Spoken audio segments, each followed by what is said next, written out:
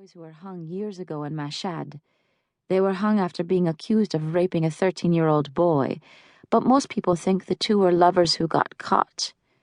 I remember the video of the hanging my cousin Ali downloaded for me. I don't know how Ali gets away with the things he does, and would never ask either. When I saw the video, I wasn't scared, but I got angry. They were so young, just 16 and 18, blindfolded, standing next to each other in the square with nooses around their necks. I felt my neck itch as they were slowly raised on cranes. Whatever crime they committed, I didn't want a part of it. I wanted to stop loving Nasrin, but how do you stop doing something you know you are supposed to do? Nasrin keeps telling me, "We aren't gay, we are just in love." I've never even thought about being gay. All I know is I love Nasrin more than anyone. Nasrin always used to giggle with our other classmates about boys at the neighboring school, but I never joined in. Why should I care if Hassan grew a mustache that looked like a baby caterpillar? It wasn't going to change the fact that I'm in love with my best friend. It wasn't going to make my baba stop crying, wishing that my maman didn't die all those years ago. It wasn't going to change the fact that I had to teach myself to cook meals, and my khoresh will never be as good as maman's, even though Baba says they are delicious. I miss her sometimes, but these days I just resent her for not being here. I've gotten used to Baba's long periods of silence. Sometimes he won't speak for 2 days, but when he comes out of whatever trance he's in a good mood and pretends nothing happened. I'm no doctor, but I think he's depressed. I wish he would snap out of it. Nasrin is in my room painting her fingernails while I pretend to do my science homework. I've been studying a lot for the concours, which determines which university you get to go to and in what field. About 1.5 million students take the exam every year in June, and only 150,000 get acceptable scores. Your performance on the exam is all that matters. Your grade point average is meaningless, which Nasrin always reminds me when I get a less than perfect score on an Islamic studies quiz.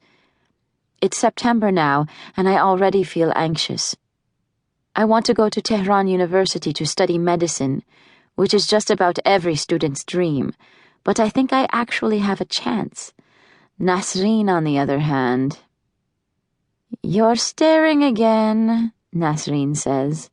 She looks up from her nails and gives me a smile. I look down at my textbook and hope my face isn't red like all the other times Nasrin catches me watching her. "Don't you have homework?" I ask.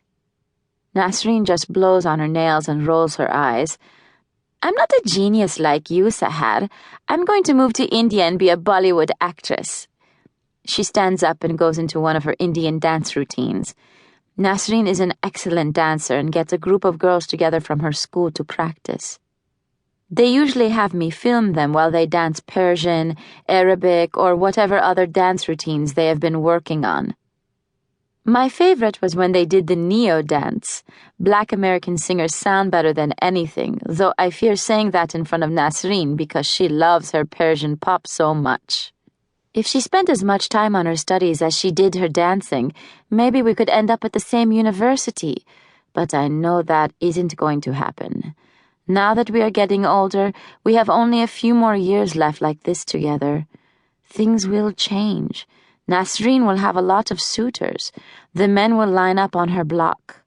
All of the well-to-do in Tehran will come to her family's house dressed in their best suits. The suitors will have tea with Nasrin's parents, and they will explain that they can provide her a good life with whatever important and boring job they have. Her parents will pick the best man for her, meaning the one with the most money. Nasrin comes from a good family, and they have money themselves, so she will marry the best that there is. I am not the best. I am an awkward girl with breasts so big that sometimes I feel I might tip over. I don't know when I'm going to lose her, but it's going to happen, and I don't know if I will be able to handle it.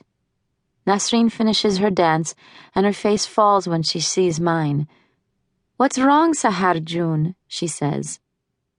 She's always been able to read me, even when she doesn't want to. I wish we could stay in this room.